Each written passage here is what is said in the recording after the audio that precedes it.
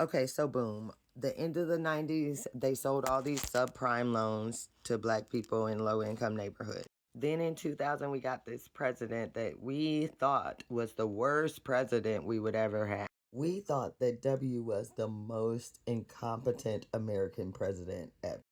This man did everything his daddy told him to do because his daddy used to be president. He didn't seem to have any ideas of his own, and he could barely speak English.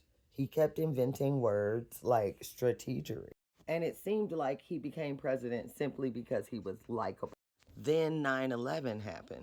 And after 9/11, we rebooted George H.W., that's Daddy George. We rebooted his war in 2001. And that's how we ended up at war for 20 years, your whole childhood and young adulthood. In 2003, 55 million people who lived on the east coast of the country lost power during this massive heat wave, and it was called the blackout of 2003. And scientists were like, climate change is going to literally cook us. People will die. They were like, now is the time to take action. And America was like, yeah, we'll get right on that. We'll get right. Meanwhile, in 2008, these bubbles pop. The loans are due, and now suddenly people owe more money on their houses than their houses are worth.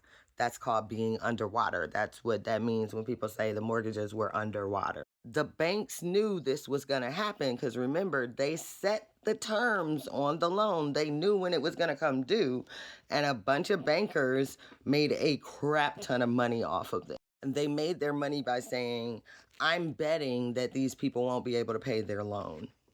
And things only got worse from there. Come on back for the next part.